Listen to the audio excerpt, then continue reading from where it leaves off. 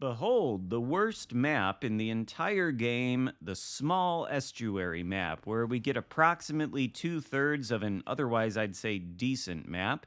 Now we have really no space to maneuver or to go anywhere, especially on that side of the map. The island covers just too much, creates a lot of choke points that if you sail into, you probably sink. Luckily, though, I didn't have the misfortune of playing this map for this battle. That honor goes to the player of the Tier 7 Premium German cruiser Mainz, who sent me this replay. As you can see in the bottom left-hand corner of the screen, his name is essentially unpronounceable. One consonant followed by a series of the same consonant and no vowels in between. So we would call him which is something I say a lot while I'm streaming, but I don't really know how to refer to him for the duration of this video, so maybe we take a page out of the Jingles book of commentary and just call him Dave. So Dave is in the mines with the misfortune of playing on the small estuary map. But he's got some things going in his favor. You can see out there the Tier 6 German light cruiser München. So he's top tier here, which I suppose will help out a little bit. However, this battle is going to go south to begin with, at least in a little while. It's not going to be obvious at first, but as time develops, ships are going to start sinking on both sides, and for a while it's going to look like it could be anybody's game. But as I said a few weeks ago, in a video on, I think, the Colbert, DPM solves all problems in this game, and Mainz, while it doesn't have as good of DPM as the Colbert, it's got a lot, especially against its own tier and lower tiers.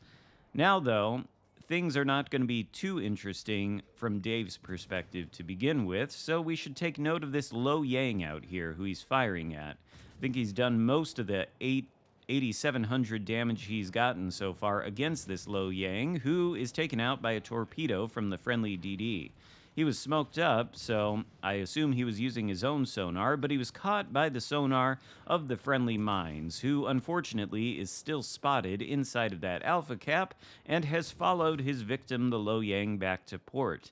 Not great to be down a destroyer in the first 3 minutes or so, but if you can trade that destroyer for one of the enemy team's DDs, then essentially the loss cancels itself out. Both teams are still even right now.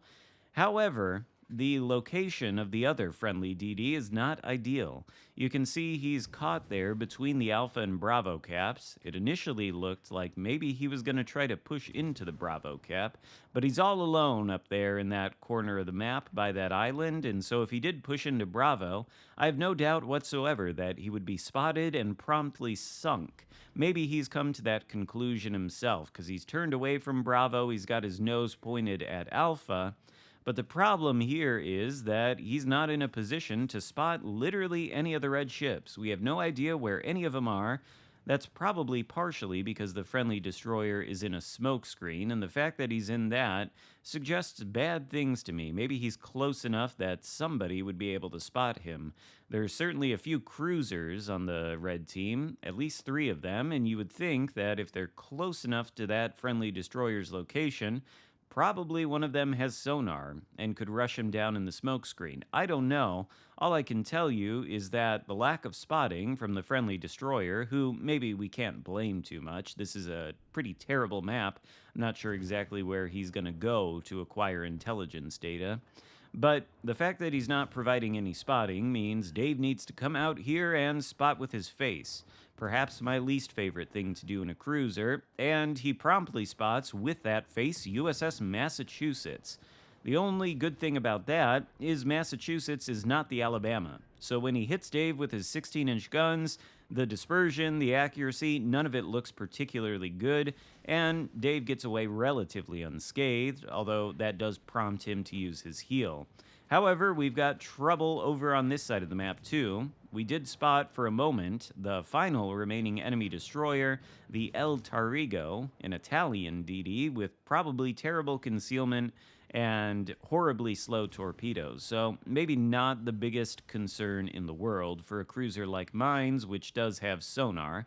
And as you can see, Dave's got that active. So any torpedoes coming his way, he's going to know about them and be able to avoid. The big problem, though, was the Colorado sailing from behind that island to the right of the Bravo cap. He's coming this direction too, and very soon, if he's not careful, Dave could find himself in a position where he's crossfired between the Massachusetts guns and the Colorados, which, for its part, also has 16-inch guns. Now, the Mainz is fairly heavily armored. I believe it's a hipper hull, and I think the side plating is robust enough to bounce 16-inch shells, but if you're caught between two battleships from two different locations, it's difficult to angle to both of them, and so the flat broadside with the American 16-inch AP, not great. However, Dave sorta makes it to the safety of this island here. I think Colorado can probably still shoot at him, which clearly he's aware of that. He keeps looking back in the Colorado's direction, even as he's trying to farm the mines with the two turrets on the rear, but no shots forthcoming from Colorado, so maybe we're okay. Well, maybe not. I don't know. He just took a little bit of damage from that direction. Could have been Colorado, could have been something else. Massachusetts, though, for its part, decides aggression is the better part of valor or something. He continues to push in. There's a superior number of blue ships that he's pushing into, including Dave here, but we've got also another couple of ships down over there that are firing at the Massachusetts, and he's on pretty low health. Dave continues to be spotted, probably because of the enemy destroyer, and by the way, I don't know where it happened or how I missed it, but the last remaining friendly destroyer, who, again, I think he was in a compromised position early on, has gone back to port, so really the team has no eyes and ears at all. Dave is definitely going to have to spot with his face for the duration of the battle. Unfortunate, but Massachusetts is on his way out the door after having finished off the first friendly battleship to go down. We can see his sinking carcass right in front of us. And Massachusetts has met his match with the map border. He's immobile now.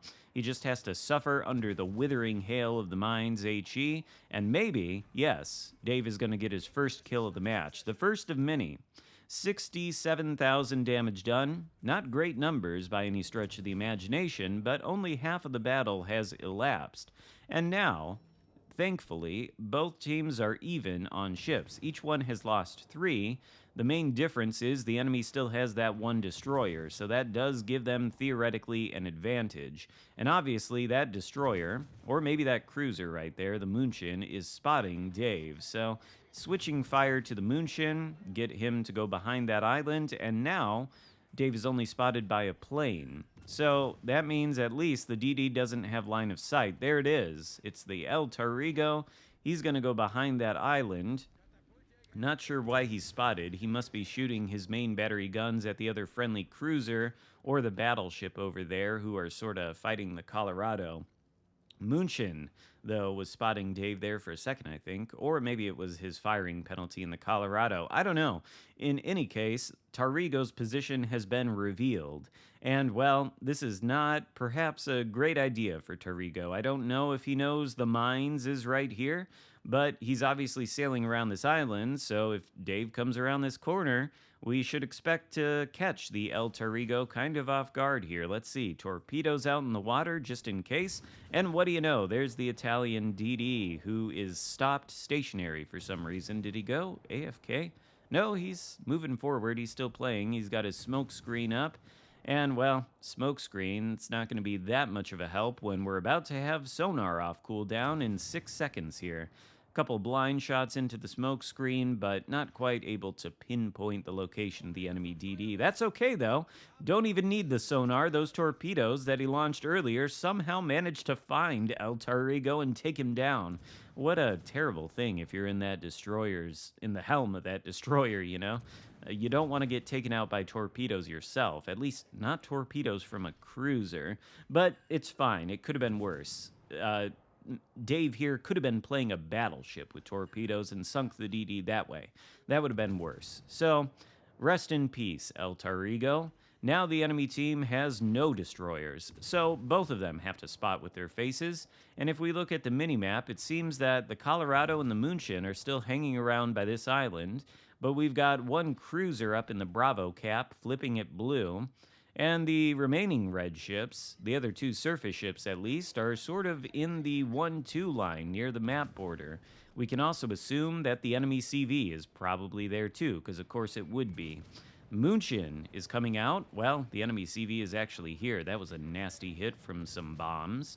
München's coming out though, AP in the air, and Citadel. There's the third kill of the game, and now we get the juicy target of Colorado, whose guns, to be fair, are dangerous to the Mainz, but its lack of armor, well, even if the Mainz wasn't a German cruiser that had 32mm HE pen, he'd still be chewing through the Colorado's 26mm of armor. You don't want to be caught in the Colorado stationary like this against a high DPM cruiser. It's not going to work out well for you, particularly if you've got other ships shooting at you. And the Colorado does. It looks like he's maybe broadside to a cruiser or something, and so AP is forthcoming to shave off his HP, but we need to get the kill count up tier. Thankfully, a full health Nagato is out in the distance, another juicy target. And there's the kill, with a fire from the Mainz main battery guns. That's 4 of them. So we're knocking on the door of a Kraken Unleashed. And is Nagato out there for his part AFK? He certainly is stationary. Not too difficult to light the fires on him. Dave already has 2, but he's switching to the AP as he gets the high caliber medal, and the CV planes come in for another drop, this time with torpedoes. Ah, it's Cleveland out there. Dave is somebody who pays attention to the minimap, I suppose.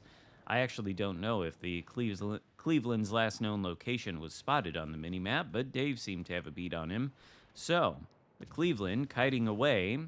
He's got great DPM of his own, but his shells are a lot floatier than the Mainz, I think. He's having a little bit of trouble landing his shells as Dave maneuvers.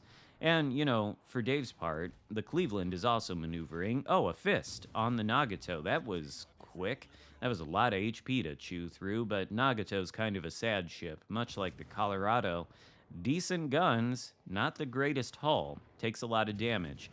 Cleveland turning broadside to the AP. You don't want to do that even for a moment. Cleveland should probably know that. He himself has good AP that you don't want to play around with. Mainz, not quite as good. Doesn't have the improved pen angles, but it does have the ability to punch the Citadel of a light cruiser like Cleveland, who's flat broadside, even if he is behind an island. Well, I guess he's not flat broadside. If you look at the minimap, he is slightly angled, so no Citadels, but a couple pens. Meanwhile, Dave is fresh out of heals after having taken more damage from the Lexington, who, as suspected, reversed himself up against the map border. But it's just Lexington and Cleveland left. Dave is about 7 seconds from flipping the cap. Don't leave it. Get the XP. Well, he leaves it. Unfortunate.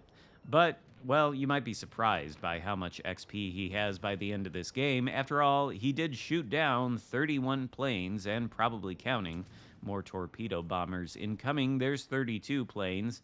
That right there is a lot of XP. Of course, the XP for plane numbers is massively inflated since it's not interesting or fun to interact with planes. You gotta be rewarded artificially by making more XP and more credits than you really should. Meanwhile, Cleveland on low HP, once again broadside, but sailing in the other direction. So the AP is out once again. Do we get the Pitadel? No. That's crazy. We don't get the Pitadel, but we do get the Kraken Unleashed. And now all that's left is the convenient punching bag of the USS Lexington, who is going to be taken out any moment by anybody. The only question is, will it be Dave? Yes, it will. That's 6 kills, 6-pack with the Tier 7 premium German cruiser Mainz. An excellent ship that, after watching this video, I don't know why I don't play it as often. Confederate, Kraken, high caliber, First Blood, all the medals there basically, and 4,300 XP. Thanks in large part to all the planes being shot down, but it's not as if Dave or here didn't play an excellent game. He certainly did. Thank you for sending it in. I've got a couple more submissions from some people that I need to look at as well. I think a couple French battleships. So I'll probably put those up as time goes on. Sorry if you sent me one of those and I didn't get to it. This one was just really convenient for me to look at today because it was a Kraken, like the video yesterday. So I hope you enjoyed it. If so, give it a thumbs up, consider subscribing if you haven't already, and I'll see you next time. Goodbye.